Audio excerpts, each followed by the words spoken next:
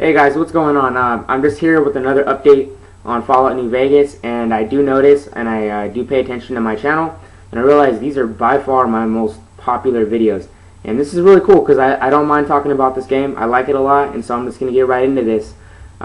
First off, a lot of people are wondering, why didn't they continue the story from Fallout 3? Why am I not the same character that I had? That would open up so many other possibilities, a la Mass Effect, because Mass Effect 2, obviously your character, you can carry it over. And a lot of people that I talk to, they're really wondering why didn't they go in that direction. There isn't a definite answer, but the developers just said from a design point and a technical view, it wouldn't have worked out. And so honestly, for me, I'm not really going to question Obsidian because they know what they're doing. And it also might be because Bethesda made Fallout 3, and technically they're not the same studio. So I think that has a lot to do with it, and that's what I'm going to go with. They didn't want to pick up someone else's work and continue on it. I feel like they just really wanted to hop into their own story, their own world. And obviously the two locations are very different, Vegas and DC. Obviously DC is just war-torn, it's wrecked, there's tons of carnage, and there's just all the buildings are leveled, everything's destroyed. And in Vegas, I mean, there's power, there's buildings actually up, there's blue skies. It didn't get hit as hard, obviously, because it's in a valley. So there's a lot of differences between the games, and I really feel that they made the smart move. I think this is a smart move by not carrying over the story, because scenery is so different in these two games. And not to mention, this isn't Fallout 4. So a lot of people think it's Fallout 4. It's not. It's a side story, like Grand Theft Auto San Andreas. It's a side story. It's not actually the next Fallout. But that's my answer for that whole question a lot of people ask. The other thing is, New Vegas, and a lot of people don't know this, is actually a fortress. A lot of people will just think it's the capital waste. It's actually the Mojave Wasteland is the wasteland that you're in, but New Vegas itself is a fortress. And that's kind of obvious, you see, because it's led by one ringleader, and then you have all the Securitrons walking around, and they have all the security. It's automated. It's self-controlled by one person. I mean, obviously, it's a fortress. I mean, you go in there and you start shooting, you're gonna get a little bit of feedback, if you know what I mean. So you can't just walk in there and start blowing everything up. You can, but then you're gonna have to deal with whoever else wants to fight you after you do that. And don't think that people aren't gonna try that, because I am. I'm definitely gonna go and try to blow it up, because nothing is better than what I saw in the demo. They showed in the demo some guy walking up behind an old lady, putting C4 in her back pocket, walking away and detonating her ass, and it was like, dude, I want to do that. I mean, that looks fun, so I'm gonna do that eventually. So hell yeah, bring on the guards. That's all I say. But continuing what I have found out, and this is probably the most interesting thing that I've heard of as of late. Seriously, hands down.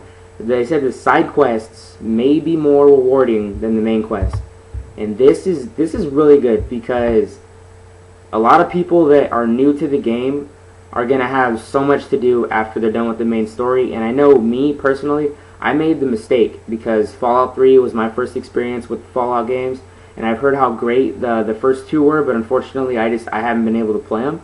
But Fallout 3 was a great game in my opinion, but I made the mistake of trying to play it like every other game. And it obviously wasn't every other game, and New Vegas is going to be the same thing. For those of us, or for me, people like me, who went through Fallout 3's main story right away and just went through the story because I wanted to find out. I was compelled. I was like, I want to know what happened to my character's father. I want to know, what happened to him. So I went on with the story as quick as I could, but there was so much in the side quests that I had to do. I mean, there were so many side quests, and the side quests in Fallout 3 were amazing. Like, I love the side quest, Agatha's Song. That was a cool ass side quest, because number one, you're walking in this place, and it's in the middle of nowhere. It's really hard to get to. And then you have to go find a violin in a vault filled with Mirelurk Kings, and it's just so cool. So I love the side quests, and I definitely like the idea of side quests being more, just more important and more rewarding than the main quest, because the main quest is there, but the side quest is really where it's at. I really think the side quests are just where the creativity gets to flow into. You do it whenever you want to. There is no set order for side quests. And I think that's the beauty of the whole RPG genre. You can just go and do whatever you want in this open world that they're having, limitless possibilities. Especially with now the fact that we have to pay closer attention to how we're going to build our characters. So that is really cool for me. I can't wait to try that out and see how that actually works, comes to play. Because they've already announced that the followers are going to have a little side quest to do it. So I want to see, I want to see what kind of rewards I get, and is it really worth the incentive to go and risk my neck, or I mean, and we're all going to do it because we're going to have time, and that's just extending play value on the game, and who doesn't want that? I mean, that's just more bang for your buck. The next thing is the critical path. Basically, the way you go, the way you're good, bad, are you normal? Are you sort of good? Are you sort of bad? Are you in the middle? That actually it's like 20% of the main game. So I mean, from what I'm hearing, there's a lot more to the game than just the karma system this time around, or the way people see you. I mean, your reputation. There's more to the game than that, and that's awesome because I mean, you shouldn't have a one-dimensional game, and this game is most certainly not going to be one-dimensional. It's really good to hear about that. They also said that epic moments, like remember when Liberty Prime was going down, all the bridges, and it was blowing everything up, and everything was exploding, and the frame rate was dropping, and your game was all freaking out because the engine couldn't handle it. Well, they said there are going to be more moments like this, I guess. But I'm worried, and I'm not worried about this. I'm worried because I don't want my game to crash. I don't want, my PS3 sitting there playing the game, and then the engine just like freaks out, because in Fallout 3 there were times for all of the platforms with the exception of the PC, but for the Xbox and the PlayStation, obviously there were times when you set off a amount of explosives and it would drop the frame rate, or it even freeze the game sometimes. I mean, I've only had that problem happen to me one time throughout my numerous hours of Fallout 3, but it was still there. They've also stated that they've made improvements to how the engine runs on the console. So I mean, I trust them. They can do what they want. Like I said, they're very proven, and I mean, let them do their jobs. So, but it sounds pretty cool. At least we know that there's going to be some crazy stuff going on somewhere along the line. They also said that unique dialogue for intelligent characters. Okay, so check this out. Say you're a stupid character. Say your character is just a brick type, and he's just really strong, really good with guns, but he's stupid as a brick. Haha, brick, haha, funny. No, it's not. But I mean, say he's stupid. You're gonna have these dialogue choices that sound like you're stupid, and then also the same thing. If you're an intelligent character, you're obviously going to have different options. You're going to use different vocabulary. You're going to sound more intelligent, more educated, because that's how your character is. I love it because number one, it adds realism, immersion, and it just adds overall fun. It's more fun. If you're a stupid guy, you want to get into that stupid guy mentality, because it's like, okay, I'm stupid. I'm just going to run around with my rockets, and I'm going to blow everybody up. I'm not thinking right now. I don't need to think to solve my problems. I'm going to whoop some ass. Or if you're smart, you're thinking, okay, how am I going to assess this situation? I need to make the best possible conclusion for myself. And so that's cool. I mean, I love it, and I like the feature. And it's just like the originals.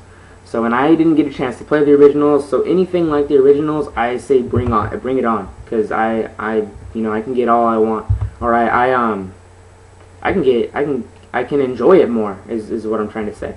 But they also said that certain drinks are gonna dehydrate you in hardcore mode.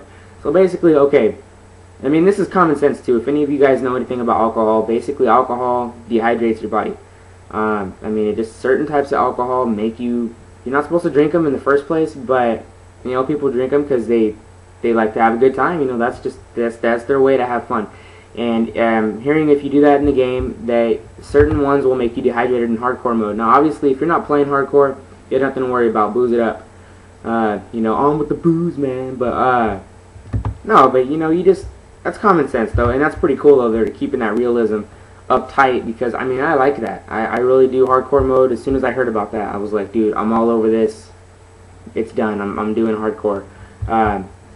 They already said, some areas are going to have vegetation. We all know that some plant life is available, or, at least still alive, sort of.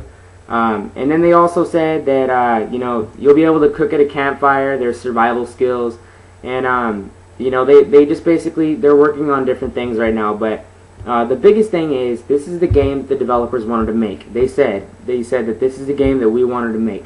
So that's a good confirmation on how good the game could actually turn out to be. All this stuff I just heard about, and I'm really excited about the game.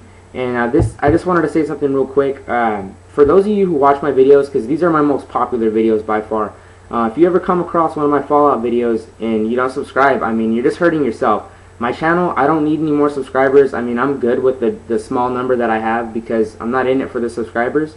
But it's just for you to stay updated. You know, you just have updates, so you know, hit the subscribe button if you want to stay updated on the game. Because I'm definitely going to keep covering the game because I understand how much people enjoy these videos. So you guys go ahead and do what you want. Comment, you know, just let me know what you guys think, and you guys take it easy.